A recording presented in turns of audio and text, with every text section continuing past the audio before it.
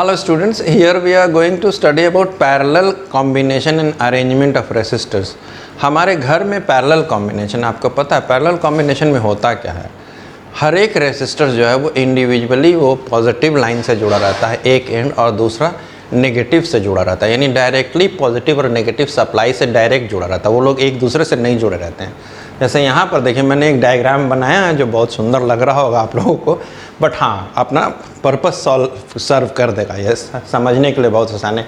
ये मान लीजिए आपका घर बाहर के तार से प्लस इधर से आ रहा है और माइनस इधर से आ रहा है, जैसे कि एक सेल सप्लाई करता है। एक सेल जिस तरह से करंट सप्लाई करता है, आपका प्लस नेगेटिव और पॉजिटिव वायर रोड पर वही सेम चीज़, उसमें आप एक तरफ नेगेटिव टर्मिनल में तार फंसा देते हैं और एक तरफ पॉजिटिव टर्मिनल में। तो यहाँ से वायर निकली आपके रूम में चला गया। एक ही मान लीजिए आपके रूम में बल्ब है, तो आप अपने रूम का बल्ब को ऑफ कीजिएगा तो बाकी दोनों में तो जाएगा। तो पैरेलल कॉम्बिनेशन का मतलब है कि आप स्विच ऑफ और स्विच ऑन करते हैं अगर लाइट अपने रूम का, तो बाकी रूम का जलता रहता है, क्योंकि पैरेलल कॉम्बिनेशन में everything is connected to the direct electrical source. ये चीज़ जानना चाहिए आपको।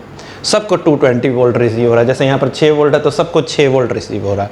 हाँ करंट अलग अलग हो सकता है, क्योंकि करंट जो निकल रहा है, इलेक्ट्रॉन्स निकल रहा है, जिस रास्ते में कम रेसिस्टेंस है उधर से ज़्यादा इलेक्ट्रॉन जाएगा, जिस रास्ते में ज़्यादा इलेक्ट्रॉन है उधर से, जिस रास्ते में रेसिस्टेंस ज़्यादा है उधर से कम इलेक्ट्रॉन्स यानी कम करंट जाएगा। हाई रेसिस्टेंस वाले जगह से कम करंट जाता है और लो रेसिस्टेंस वाले जगह से ज़्यादा करंट जाता है। इसी कारण से तो हमारे बॉडी का रेसिस्टेंस जब हम लोग देखते हैं, अगर हम भीगा हुआ रहेंगे और छू देंगे तो हम लोग एक शॉर्ट सर्किट बनाते हैं। क्यों शॉर्ट सर्किट बनाते हैं? क्योंकि हमारा रेसिस्टेंस लो होने से सारा करंट, बहुत सारा करंट उधर से पास होने लगता है।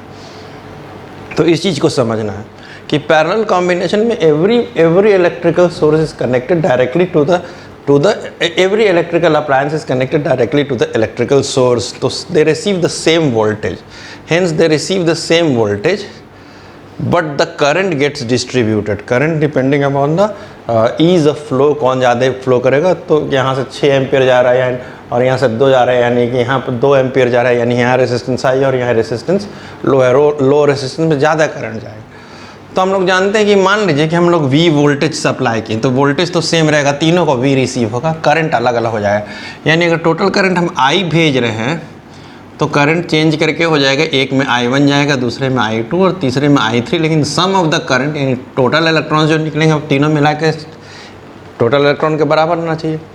अब मान लीजिए वोल्टेज, टोटल वोल्टेज V है जैसे यहाँ दिखाया गया बाई, अगर हम इन तीनों का हटा के एक रेसिस्टर लगाना चाहें, जिसका रेसिस्टेंस R ओम है, देन व्हाट विल हैपन। पहला का हम यहाँ पर लें तो V ओम्स लॉ के हिसाब से क्या होगा, V is equal to IR, यानी कि I is equal to V by, तो वोल्टेज तो सेम है, इसका वोल्टेज सेम रिसीव कर रहा है बाई इसका रेसिस्टेंस। I2 के लिए वोल्टेज सेम रिसीव कर रहा है और फिर वोल्टेज सेम रिसीव कर रहा है R3 भी। तो V by R is equal to, V बाहर रख लेंगे तो 1 by R1 plus 1 by R2 plus 1 by R3, V cut गया, यानी 1 by R is equal to 1 by R1 plus 1 by R2 plus 1 by R3 and so on. ये equivalent resistance for parallel combination. यहाँ याद रखना है, इसको ऐसे बोलते भी कभी कभी, in parallel combination the reciprocal of equivalent resistance is equal to the sum of reciprocals of the individual resistors. अब एक क्वेश्चन बना ही लिया जाए। मान लीजिए हमने यहाँ पर कुछ न्यूमेरिकल वैल्यू दे दिया आपको, यहाँ पर हम न्यूमेरिकल वैल्यू कुछ दे देते हैं। लेट अस सी,